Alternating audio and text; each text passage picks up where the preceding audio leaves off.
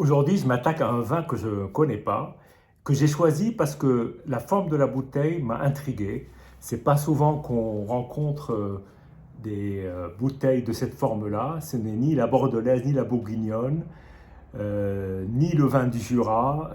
Voilà, c'est une bouteille de 75 centilitres. On dirait un magnum en version réduite. Et en fait, cette forme de bouteille qui peut laisser penser que c'est un vin très ancien et je pense assez volontaire parce que le Dominio del Pidio est en fait un domaine qui a été créé en rassemblant cinq domaines qui dataient du XVIe siècle.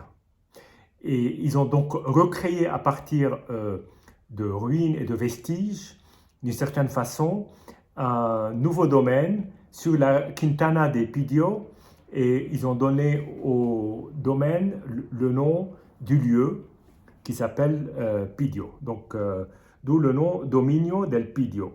Donc, on est en Castille et Léon sur l'appellation Ribera del Duero.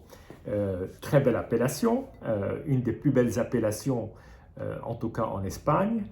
Et là, on est, donc le viticulteur s'appelle Oscar Aragon, et ça, c'est leur cuvée principale.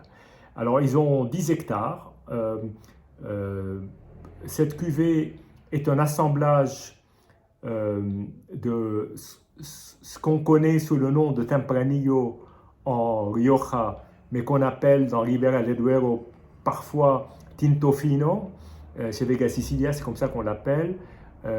Ou alors Del País dans certaines autres appellations proches de Ribera del Duero. Et donc 95% et 5% d'un cépage blanc qui s'appelle Albilla Blanco. Ça fait penser d'une certaine façon aux côtes rôties qui très souvent contiennent ce pourcentage plus ou moins de vionnier dans l'assemblage. Donc un peu de blanc dans énormément de rouge. Bien, alors 18 928 est le numéro de la bouteille sur une production totale de 28 847, c'est extrêmement précis.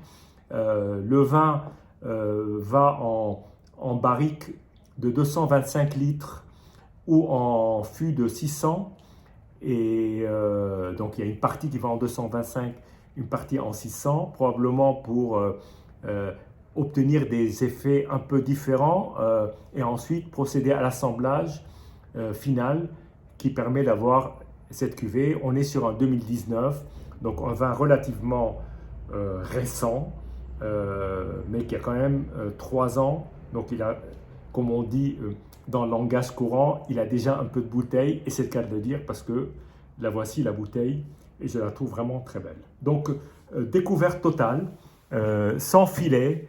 J'ai jamais eu l'occasion de déguster ce vin, mais là c'est avec plaisir que je me lance sur cette,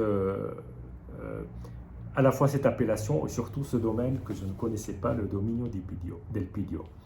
Alors la couleur est encore extrêmement jeune.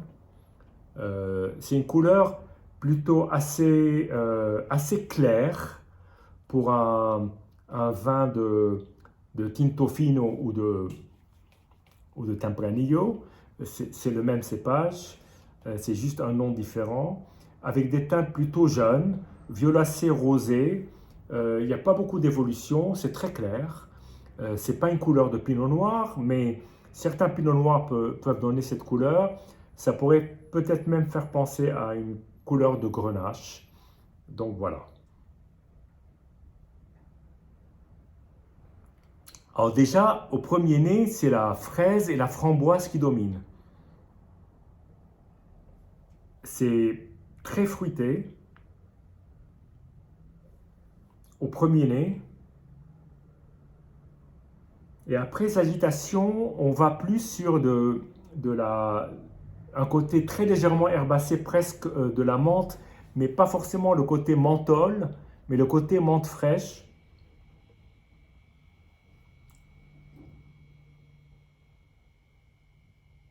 Et oui, légèrement épicé, légèrement, mais une épice un peu fraîche. Peut-être même Ça pourrait même faire penser à de l'estragon, de la menthe, un joli nez.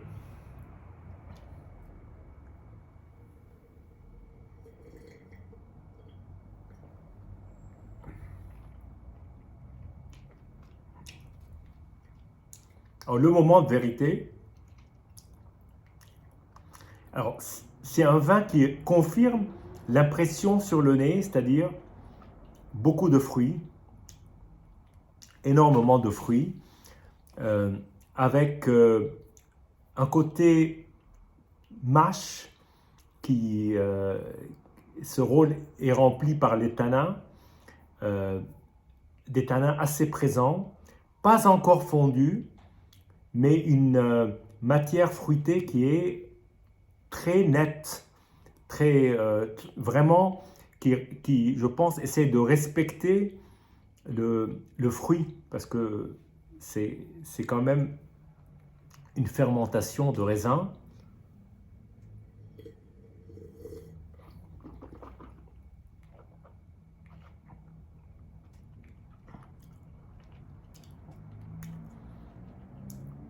Le vin a une grande fraîcheur, surtout juste après l'attaque. Et après, il y a une matière encore jeune, encore, je dirais presque pas encore polie, mais qui nécessite un peu de polissage. Et puis, une belle mâche en bouche, presque comme si on croquait la peau du raisin, mais un beau raisin, pas un raisin âpre, loin de là. Un raisin bien fruité, euh, pas de côté doucereux ni sucré, c'est assez sec, mais c'est fruité, élégant.